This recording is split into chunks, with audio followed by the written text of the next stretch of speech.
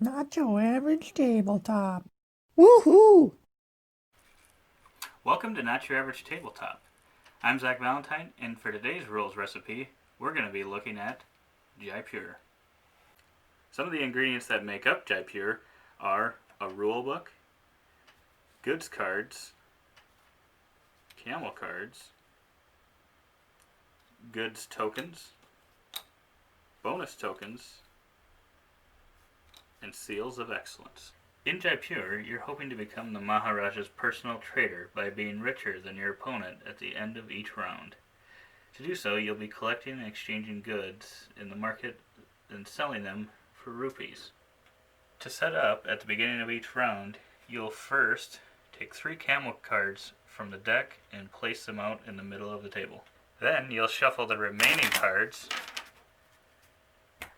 and deal 5 to each player. The remaining cards will be left in the deck, and you'll flip the top 2 cards over to make a total of 5 goods out on the table. Players will then check their hand for any camel cards, take them, remove them from their hand, and put them in front of themselves. You will then sort the tokens by good type and also sort them in descending order. After this, sort the bonus token by each type, with 5s being in a pile, 4s, and 3s. Then put the camel token next to the bonus tokens. Lastly, put the 3 seals of excellence where players can get at them. During each player's turn, they have 2 options. They can either take cards from the market or sell a set of cards from their hand. When taking cards, you have a few different options. You can take multiple good cards, in which case this would be known as an exchange, and you can either trade camel cards you have or cards from your hand to replace these cards. For instance, this player wants both the brown and pink goods, and he'll replace them with 2 green goods from his hand.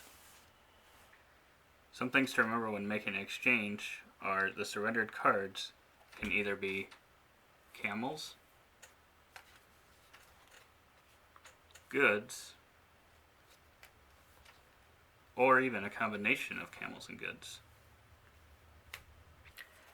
The second option is you can take a single good card, in which case the player would take the good and it would be replaced by the top card from the deck.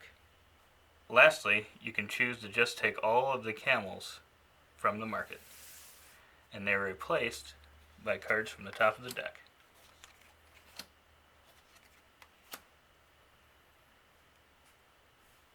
One rule to note when taking cards is that a player may never have more than 7 cards in their hand at the end of their turn.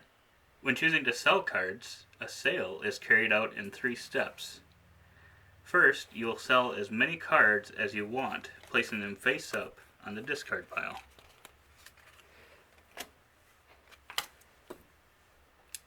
Then, you will take as many tokens as cards discarded, starting with the top of the corresponding row, that is, starting with the highest value chip. Stack the tokens in front of you. If you sell 3 or more cards, take the corresponding bonus token. Oh yes. A couple things you need to remember when selling cards is that when you're selling the 3 most expensive goods, diamond, gold, and silver, the sale must include a minimum of 2 cards. This rule applies even if there is only 1 good token of a given type left.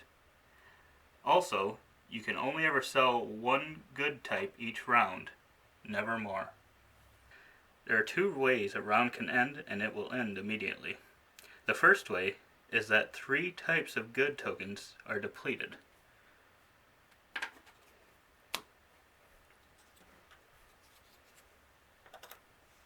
The second way the round can end is when there are no cards left in the draw pile when trying to refill the market. After the round end is triggered, the person with the most camels in their herd receives the camel token worth 5 rupees. The players then turn over all their tokens and add them up to determine who is richer. In this case, this player has 60 points compared to 50 points. The richer of the two players receives a seal of excellence. In the case of a tie, the player with the most bonus tokens takes the seal. If the players are still tied, the one with the most goods tokens takes the seal. In order to determine if there should be another round, you will check at the end of each round if either player has 2 seals of excellence yet. If not, set up the game again from the beginning and play a new round. The player who lost the previous round starts. The game will end immediately as soon as one of the players has 2 seals of excellence. The player wins the game and is appointed as the Maharaja's personal trader. Some other things to remember when playing the game is that when you take cards from the market, you either take goods or camels, but never both. Also, if you ever decide to take the camels from the market, you must always take all the camels.